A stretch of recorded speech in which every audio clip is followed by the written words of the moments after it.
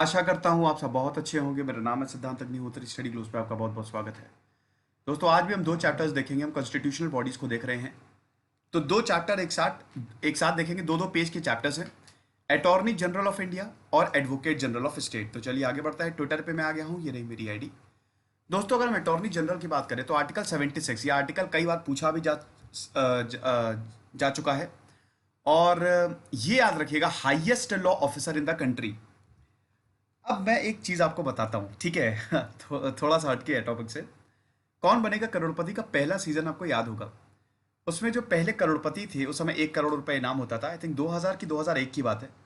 उसमें हर्षवर्धन नवाटे जो थे वो पहले करोड़पति बने थे। तो उनसे पता है क्या सवाल पूछा था? Who is the highest law officer in the country? समझ रहे हैं, ये सवाल था। और उसका जवाब है अटॉर्नी जनरल। अब मैं ये देखता हूं कि ये बच्चे बच्चे को पता है। हाईएस्ट लॉ ऑफिसर जो भी एग्जाम की तैयारी करे, किसी भी एग्जाम की, छोटे एग्जाम की भी तैयारी करे, उसको भी ये बात पता है। आप देख सकते हैं हम कहां से कहां आ गए हैं। कहने का मतलब ये है कि अब पढ़ाई का लेवल बहुत ज्यादा बढ़ गया और ये बहुत अच्छी बात है। समझ रहे हैं, बहुत अच्छी बात है। अगर ऐसे ही लेवल बढ़ता रहेगा तो इसी से ही तो क्रीमी लेयर आएगी। बहरहाल, अटॉर्नी जनरल को कौन अपॉइंट करता है? जैसा कि आपको पता ही है, सबको कौन अपॉइंट करता है? प्रेसिडेंट, राष्ट्रपति। अटॉर्नी जनरल के लिए वही क्वालिफिकेशन होना चाहिए जो सुप्रीम कोर्ट के जज की होनी चाहिए, ठीक है? कि 10 साल उसने प्रैक्टिस की हो हाई कोर्ट में और एमिनेंट जूरिस्ट हो।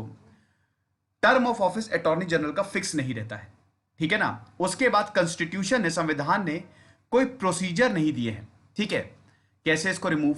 हाँ, एक और याद रखिएगा दोस्तों कि ये जो अटॉर्नी जनरल है, ही holds the office during the pleasure of the president. अब जैसा कि मैंने बताया आपको, कैसे इसको रिमूव किया जाएगा इसका कोई प्रोविजन दिया ही नहीं है।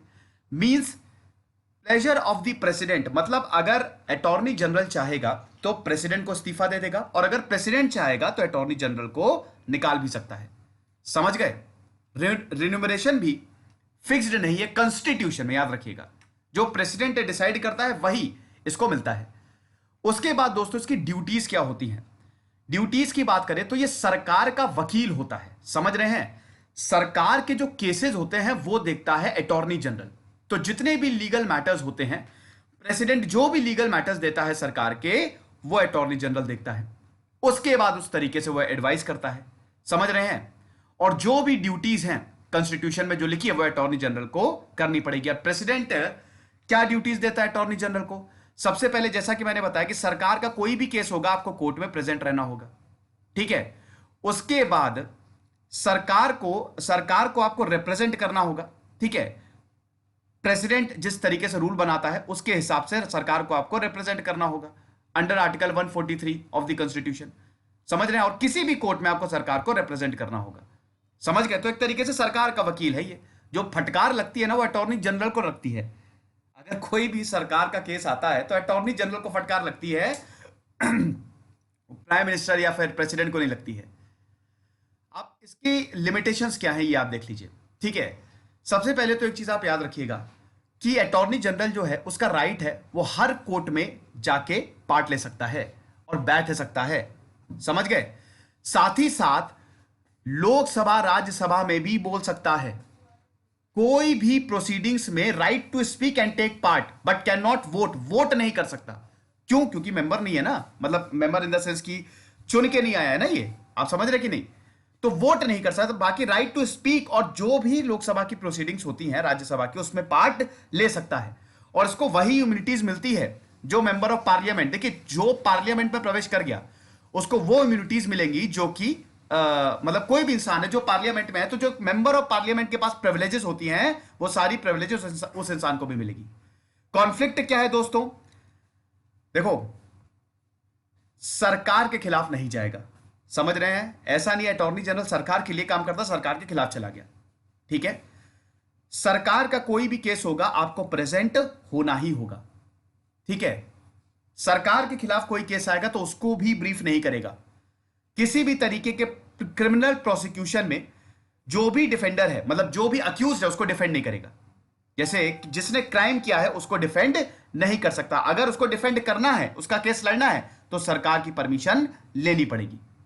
और उसके बाद किसी भी कंपनी का अपॉइंटमेंट एक्सेप्ट नहीं करेगा। अगर किसी भी कंपनी का अपॉइंटमेंट वो लेता है तब उसको सरकार की परमिशन लेनी पड़ेगी। तो सरकार के अंदर आता है अटॉर्नी जनरल, ये आप समझे? Very good. सॉलिसिटर जनरल दोस्तों, सॉलिसिटर जनरल का कोई स्पेशल आर्टिकल नहीं है, ठीक है ना। ये सिर्फ इसीलिए, ये जो पोस्ट है सॉलिसिटर जनरल की इसीलिए क्रिएट की गई है ताकि अटॉर्नी जनरल को वो मदद कर सके। अब जाहिर सी बात है अटॉर्नी जनरल के अंदर जो है, मतलब उनके नीचे काफी लोग आते हैं जो असिस्ट करते हैं। हाईएस्ट लॉ ऑफिसर होता है अटॉर्नी जनरल, समझ रहे हैं?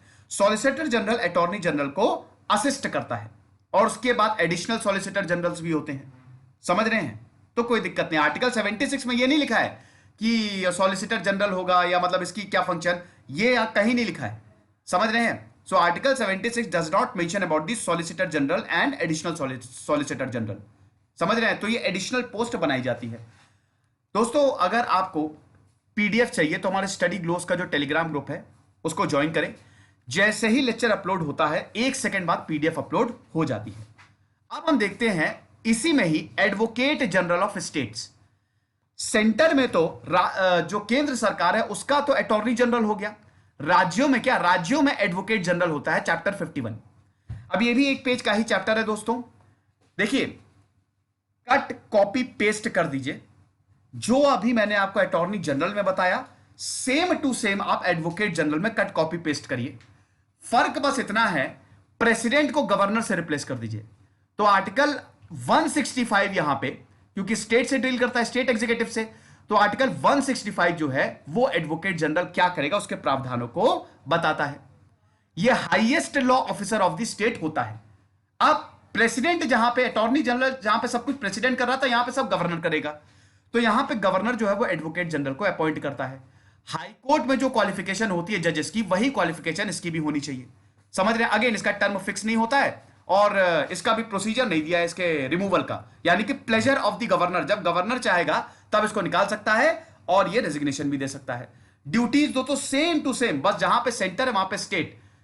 राज्य सरकारों को जो भी लीगल मैटर्स आएंगे राज्य सरकारों को ये रिप्रेजेंट करेगा, समझ रहे हैं? ये चीज, ये लेक्चर था दोस्तों, आई होप आपको पसंद आया होगा। अब हमने 75% किताब जो है 75% से ज्यादा खत्म कर दी है। 800 पेज से ज्यादा अब खत्म हो गए हैं। अब बहुत ही कम चैप्टर्स बचे हैं दोस्तों और बहुत ही छोटे छोटे चैप्टर्स हैं, तो इसीलिए मैं एक लेक्चर में 2 चैप्टर्स करूंगा। आप टेलीग्राम ग्रुप को जरूर ज्वाइन करें। खुश रहिए, पढ़ते रहिए। इधर से सिद्धांत अग्निहोत्री साइनिंग ऑफ।